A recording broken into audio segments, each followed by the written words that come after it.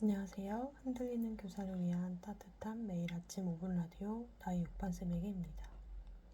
오늘의 문장 읽어드릴게요. 목표는 충분히 높아서 그것이 나를 설레게 하기도 하고 동시에 두렵게 하기도 해야 한다. 밥 프록터. 여기까지입니다. 예전에 이 문장을 읽으면 충분히 이해하지 못했을 것 같습니다.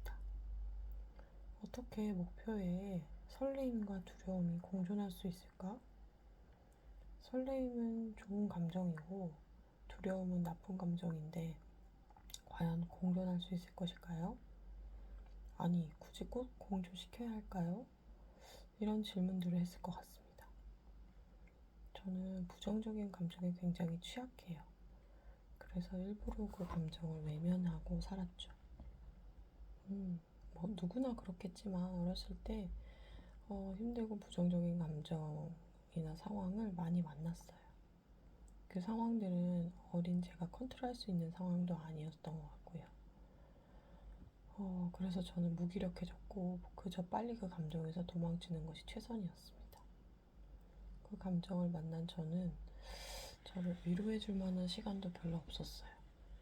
한마디로 그냥 응급 상황이었던 것 같습니다.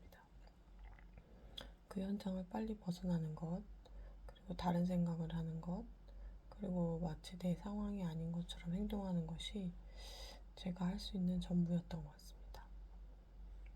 그렇게 돌멩이처럼 가만히 있으면 어느덧 상황은 종료되어 있었고요. 저는 돌멩이인 채로 또 일상을 살아갔어요. 무딘 돌멩이가 된 저는 일상에서 조금만 불편한 일이 생기면 그냥 웃고 그냥 빨리 사과하고 끝내버리기 일쑤였어요. 사람들은 이런 저를 보고 성격이 좋다, 착하다 했지만 저는 그 칭찬이 늘 달가운 건 아니었어요.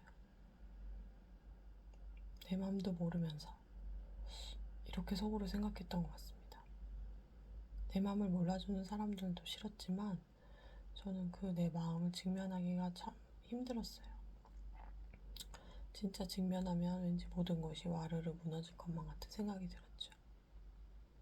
그래서 어릴 때는 일주일에 한 번씩 교회에 가서 울고 왔어요. 뭔지는 모르겠는데 그 주체할 수 없는 그 감정을 다 쏟아내고 왔어요.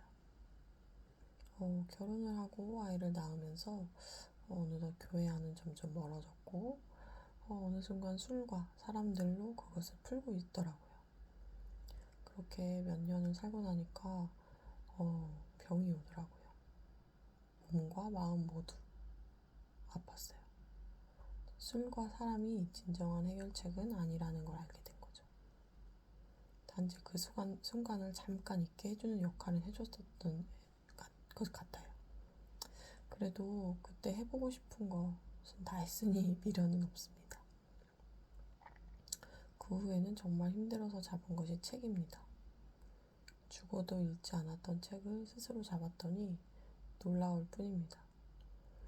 앞서 말씀드린 대로 제가 원래 책을 좋아하지도 않았고 오랜만에 읽으려니까 정말 힘들었어요.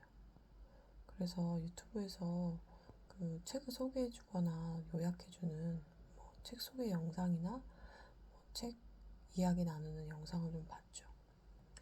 그 영상들을 보고 나면 책 읽기가 저는 좀 수월해졌어요.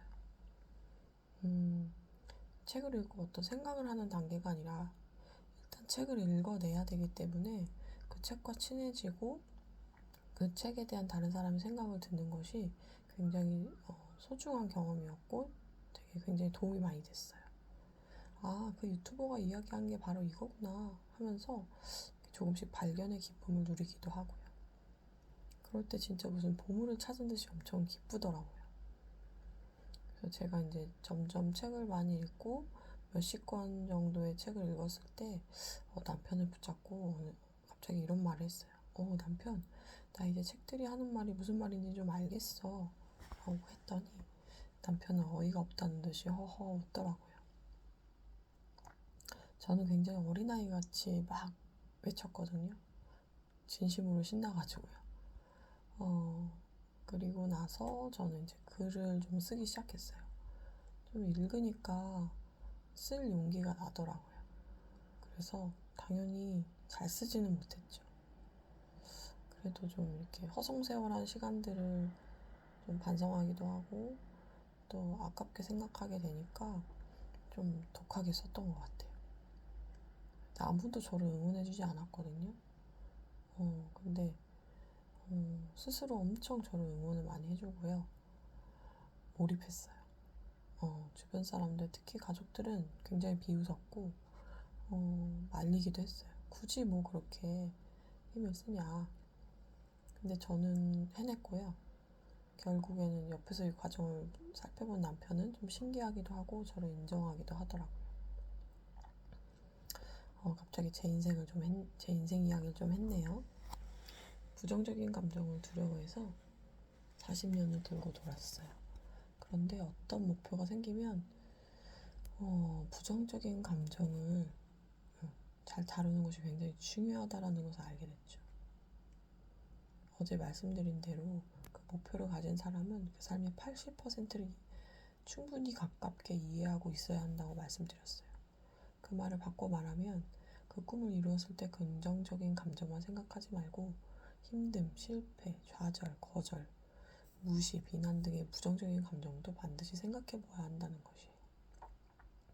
목표를 설정할 때도 마찬가지예요. 그 목표를 이룬 나를 생각하면 굉장히 설레이죠. 그런데 반대로 두렵습니다. 과연 내가 할 수 있을까? 괜히 이러다 실패하는 것은 아닐까? 이런 두려움이 몰려와요. 이렇게 되면 좋은 거예요. 아주 잘하고 계신 거예요. 제가 이거 이야기한 게 아니라 밥 브록터라는 굉장히 유명하신 분이 이야기한 거니까 믿으셔도 됩니다. 우리가 매달 100만 원 저축할 수 있다고 생각해 봐요. 그 은행에다가 매달 저축하면 12개월 뒤에는 1200만 원하고 약간의 이자를 받을 수 있겠죠. 큰 이변이 없는 한 누구에게나 이런 미래는 옵니다. 정말 쉽게 예측 가능한 미래죠. 그런데 이거는 목표가 아니라 그저 계획이라고 하는 겁니다. 많은 사람들은 이 계획을 목표랑 같다고 생각하는 경우가 많아요. 그런데 이렇게 살면 그저 계획적인 삶만 살게 됩니다. 물론 이런 삶이 나쁘다는 건 아니에요. 자기가 선택하는 것의 문제거든요. 투자에도 하이 리스크 하이 리턴이라는 말이 있죠. 꿈도 하이 리스크여야 된다는 것입니다. 그래야 하이 리턴 할 수 있는 거죠. 내 꿈이 나를 설레게 하면서도 반대로 나를 두렵게 한다면 아주 좋은 꿈이고 정확하다는 거예요. 그 다음에 그 꿈을 이루기 위해서 내가 지금 당장 할 수 있는 일을 찾아서 실천하면 됩니다. 오늘은 내 꿈이 계획인지 꿈인지 점검해보는 하루 되시길 바랍니다. 감사합니다. 오늘도 푹신한 하루 되세요. 따뜻.